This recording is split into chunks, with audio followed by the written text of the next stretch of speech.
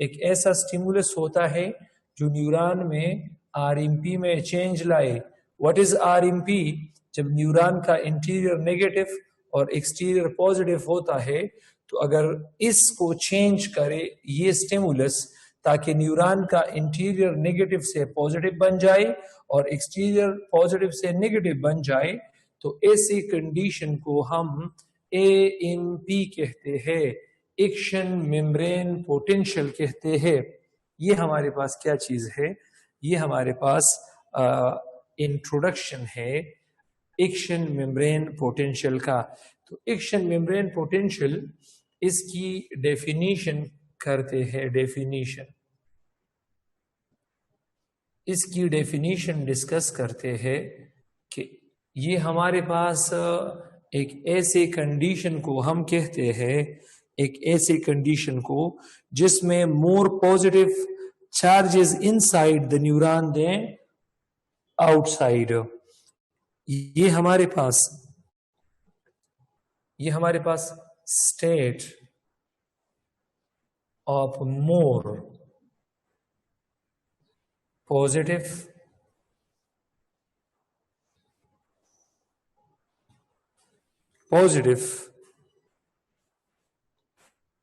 inside of neuron than outside।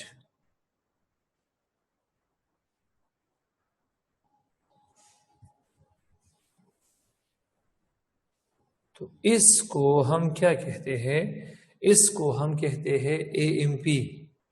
अब इसकी diagrammatical representation करते हैं। डायग्रामेटिकल इसकी रिप्रेजेंटेशन करते हैं। डायग्रामेटिकल रिप्रेजेंटेशन, तो चलिए इसका डायग्रामेटिकल रिप्रेजेंटेशन करते हैं। और डायग्रामेटिकल रिप्रेजेंटेशन इसका कुछ इस तरह होगा। डायग्रामेटिकल रिप्रेजेंटेशन कि ये हमारे पास स्टिमुलस है, ये हमारे पास थ्रेशोल्ड स्टिमुलस है। अब थ्रेशोल्ड स्टिमुलस ने इसने एक्ट किया है। इसने किस चीज पर एक्ट किया है? इसने एक्ट किया है एक ऐसी कंडीशन पर। ये लेट सपोज हमारे पास एक न्यूरॉन है। ये क्या चीज है? न्यूरॉन है। अब ये हमारे पास एक न्यूरॉन है लेट सपोज। अब न्यूरॉन का अंदरूनी हिस्सा नेगेटिव चार्ज है,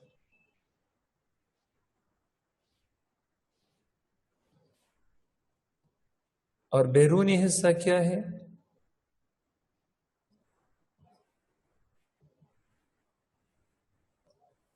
ये पॉजिटिव चार्ज है।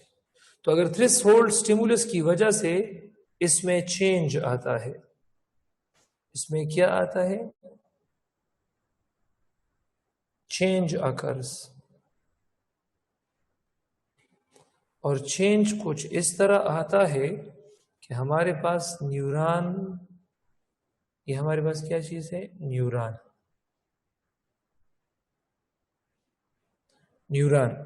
और न्यूरॉन अब इसका अंदरूनी हिस्सा पॉजिटिव है,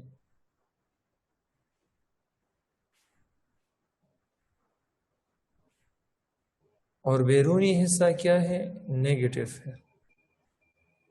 more negative charges than outside than inside. तो ये हमारे पास क्या चीज है? इसको हम कहते हैं डीपोलराइज स्टेट। इसको हम कहते हैं डीपोलराइज स्टेट। अब यहां पर पोलैरिटी चेंज हो गई है।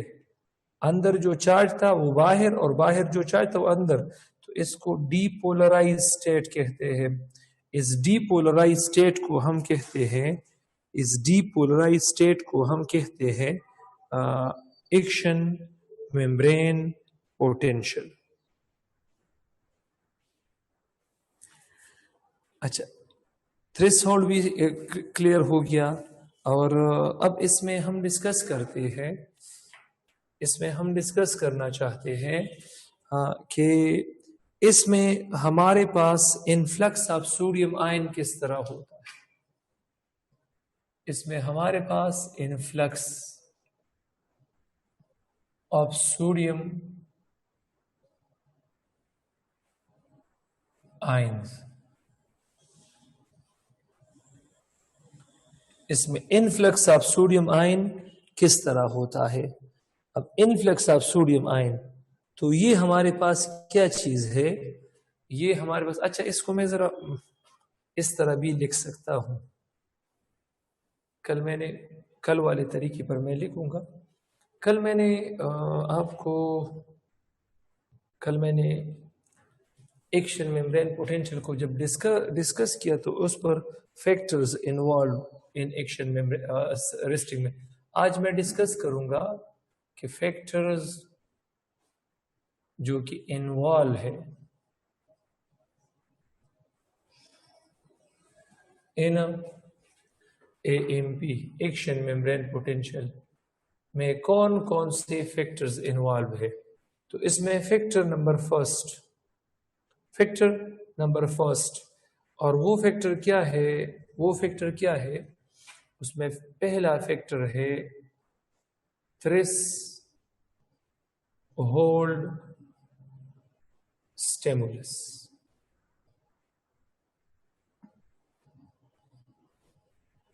तो थ्रेशोल्ड स्टिमुलस हम ऐसे स्टिमुलस को कहते हैं जो कि हमारे पास कैपेबल हो कि वो इलेक्ट्रोकेमिकल चेंजेस ऑन न्यूरॉन ले आए, या कि वो एक्साइट करे अ गिवन न्यूरॉन को।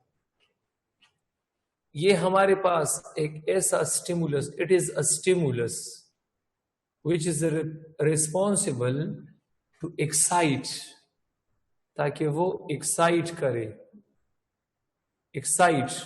अ न्यूरॉन, एक न्यूरॉन को एक्साइट करे। एक्साइट का मतलब है ब्रिंग चेंजेस।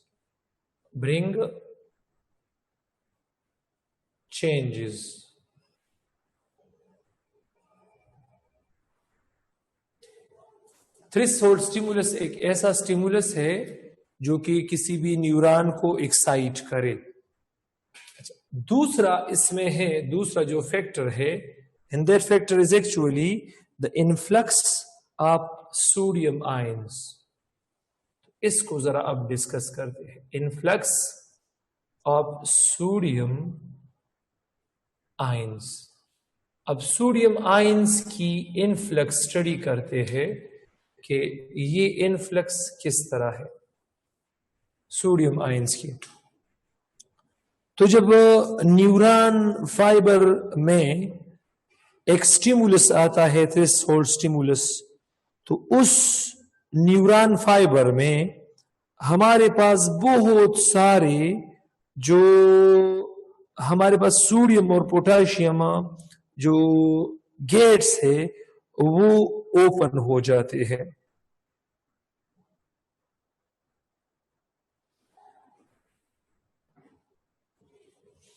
अच्छा, इसको जरा मैं इस तरह रिप्रेजेंट कर सकता हूं, जरा और से देखिए, इस तरह कि जब हमारे पास थ्रेशोल्ड स्टिमुलस आता है, थ्रेशोल्ड स्टिमुलस आता है,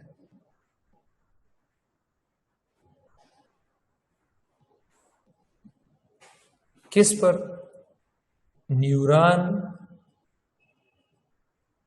एट आरएमपी स्टेट। जब हमारे पास थ्रेशोल्ड स्टिमुलस आता है किस न्यूरॉन पर, जो आरएमपी स्टेट में होता है, रेस्टिंग मेम्ब्रेन पोटेंशियल स्टेट में होता है, जो रेस्टिंग मेम्ब्रेन पोटेंशियल स्टेट में होता है, तो फिर हम क्या करते हैं, फिर हम, अस्सलाम वालेकुम सर, जब किसी न्यूरॉन पर आता है एक रेस्ट स्टेट में, आरएमपी स्टेट में, किस स्टेट पे, आरएमपी स्टेट पे, तो फिर वहां पर क्या होता है, इसमें मैं कुछ एक्सप्लेनेशन करना चाहता हूं। तो this threshold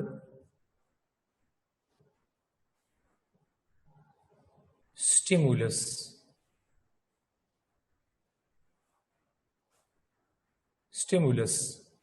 This threshold stimulus opens, ये ओपन करता है, किस चीज को ओपन करता है? ये सोडियम गेट्स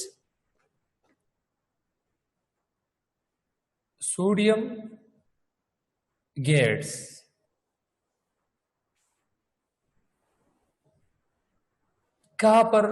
इस न्यूरॉन के सेल मेम्ब्रेन पर, in the cell membrane of neuron.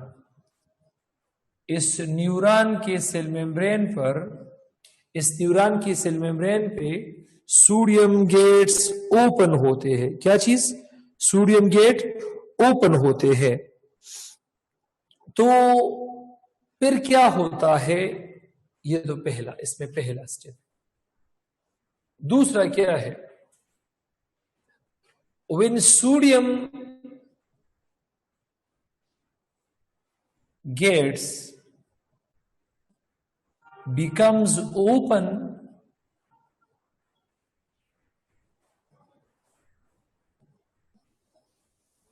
तो सोडियम बाहर से अंदर आने शुरू होते हैं।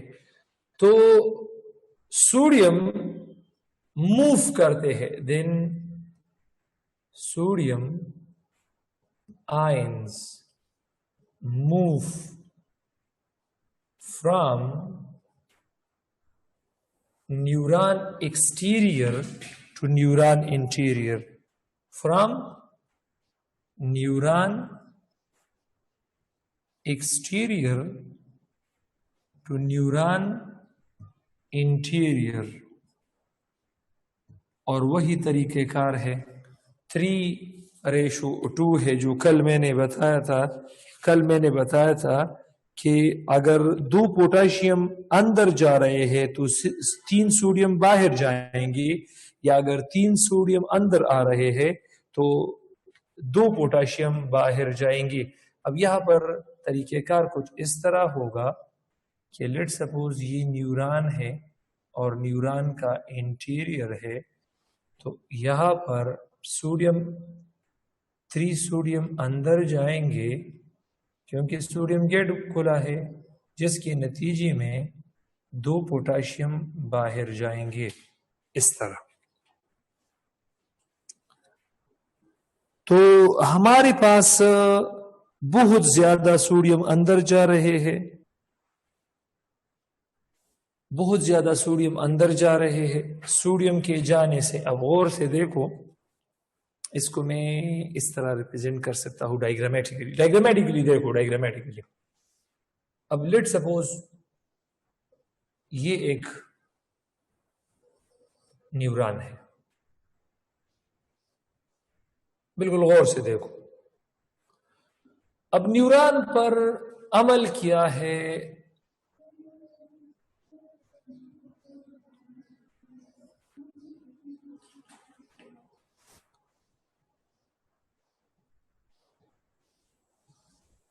थ्रेशोल्ड स्टिमुलस ने।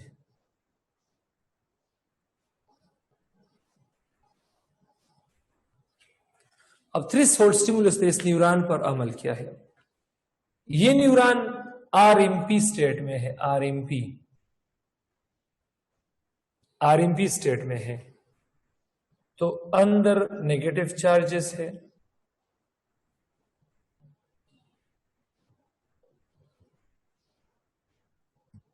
और बाहर पॉजिटिव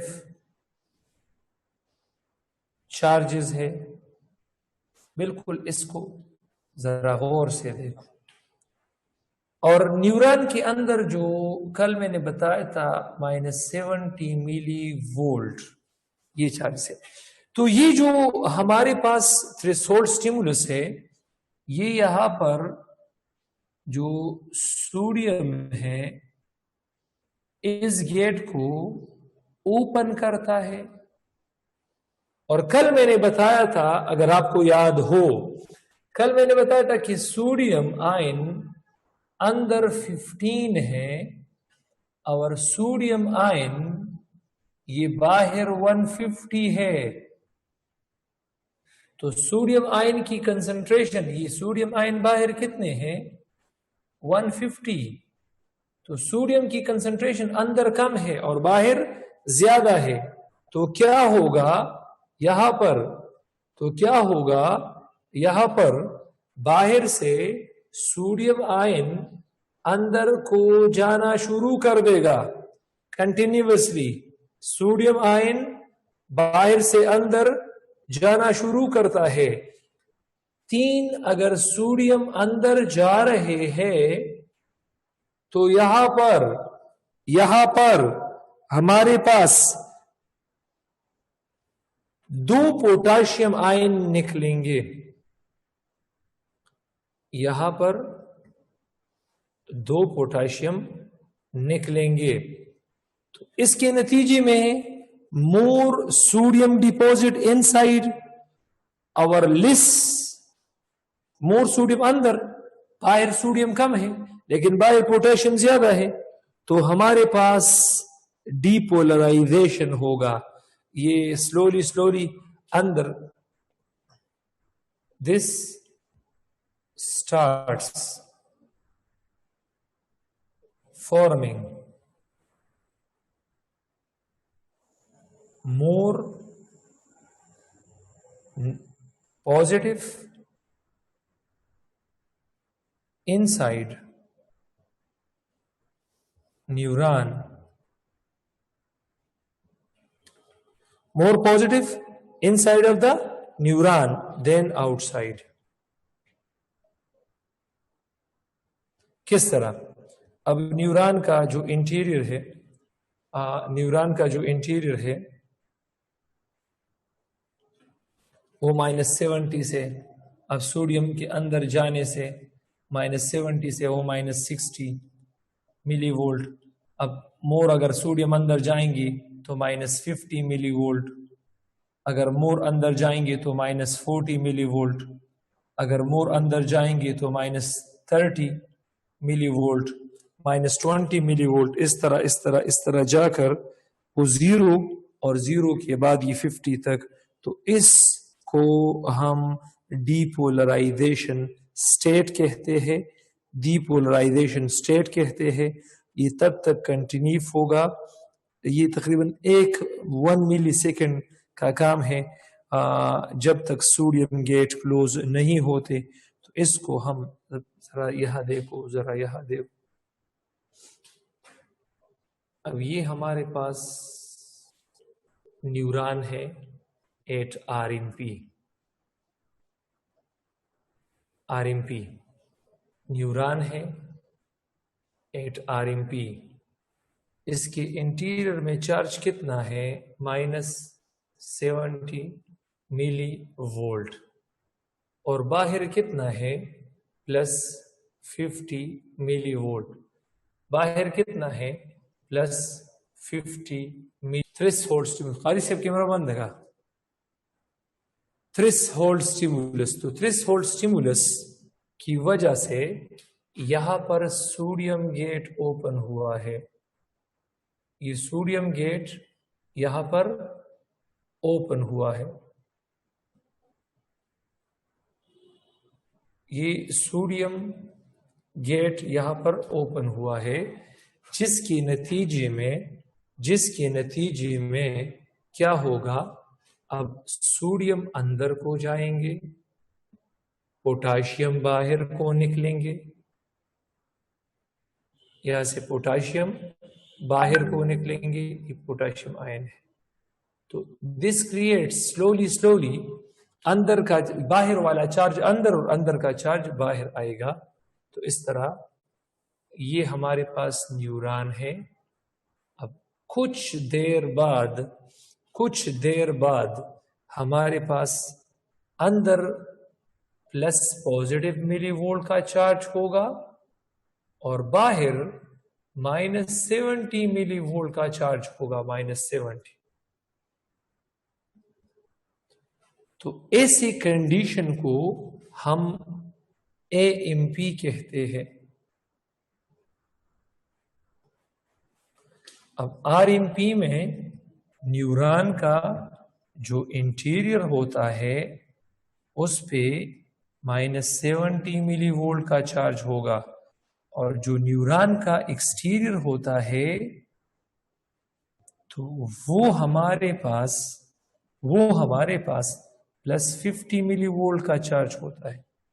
अब इस कंडीशन में क्या है, न्यूरॉन का इंटीरियर ये बन गया है कितना, +50 मिली वोल्ट, और न्यूरॉन का जो एक्सटीरियर है तो ये हमारे पास है -70 मिली वोल्ट। अब ये RMP है और ये क्या है, AMP है।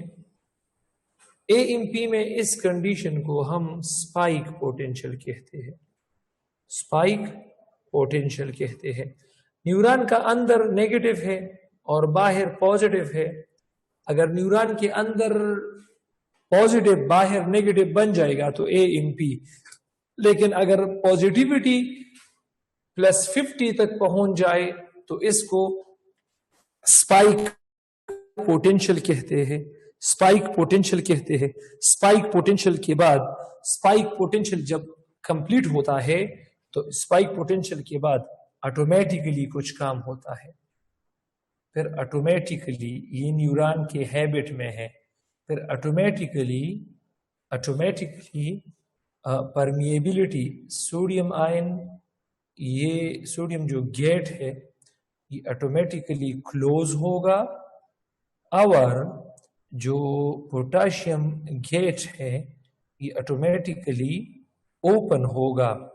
तो हमारे पास जो यहाँ डीपोलराइजेशन हुआ है, यहाँ जो डीपोलराइज स्टेट हुआ है, डीपोलराइजेशन, तो ये ऑटोमेटिकली कन्वर्ट होगा रिपोलराइजेशन में, और उस कंडीशन को हम रिफ्रैक्टिव पीरियड कहते हैं।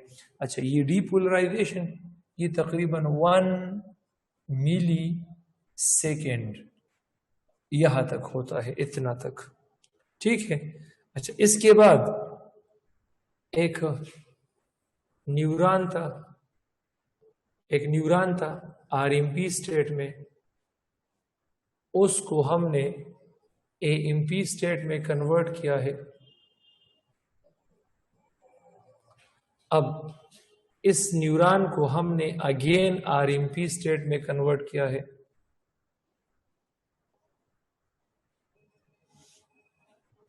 अब लेट सपोज ये हमारे पास -70 मिली वोल्ट इसका अंदरूनी, बाहर +50। अब अगर इसको मैं चेंज करूं, रिवर्सल ऑफ चार्जेस करूं, तो स्पाइक पोटेंशियल मतलब डीपोलराइजेशन इसको हम कहते हैं, depolarisation.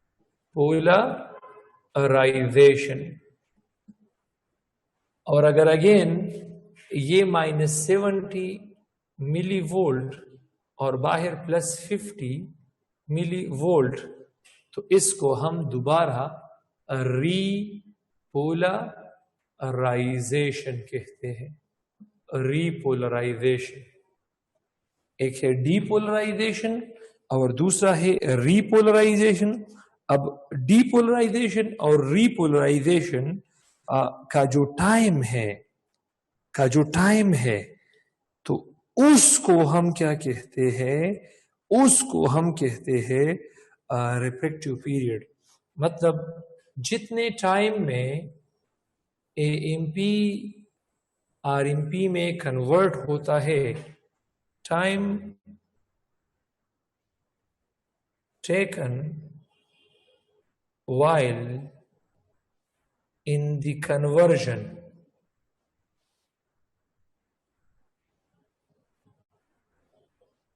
of AMP to RMP,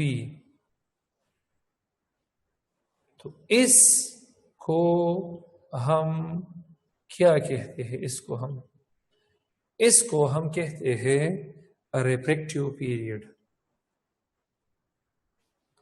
या रिफ्रैक्टरी।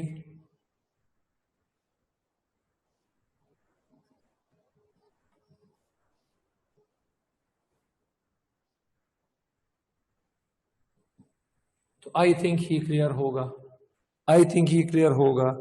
अब नर्व इम्पल्स है, नर्व इम्पल्स है। अगर नर्व इम्पल्स मूवमेंट कर रहा है, अगर नर्व इम्पल्स मूव कर रहा है, किस में मूवमेंट कर रहा है? इन माइलिनेटेड न्यूरॉन, माइलिनेटेड न्यूरॉन। अगर माइलिनेटेड न्यूरॉन में ये मूवमेंट कर रहा है तो इसका मूवमेंट जंपिंग मूवमेंट होगा, और उस जंपिंग मूवमेंट को हम साल्टेटरी या सल्यूटेटरी नर्व इम्पल्स कहते हैं। Saltatory nerve impulse. अगर माइलिनेटेड न्यूरॉन में नर्व इम्पल्स जा रहा है, अगर नर्व इम्पल्स अभी मैंने डिस्कस किया, ये मूवमेंट कर रहा है माइलिनेटेड न्यूरॉन में, तो उसको हम साल्टेटरी नर्व इम्पल्स कहते हैं। और जिसका जो स्पीड है, स्पीड, इसका साल्टेटरी नर्व इम्पल्स का जो स्पीड है तो वो है 100 to 120 मीटर पर सेकंड। 100 से लेकर 120 मीटर पर सेकंड।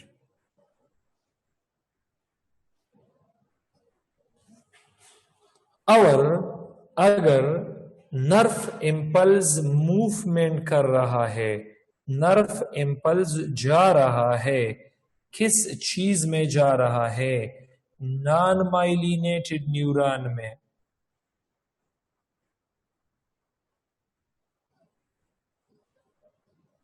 अगर नॉन माइलिनेटेड न्यूरॉन में ये जा रहा है तो उसको हम कहते हैं continuous nerve impulse, continuous nerve impulse. और कंटिन्यूअस नर्व इम्पल्स का जो स्पीड होता है तो वो है 5 to 6 मीटर पर सेकेंड।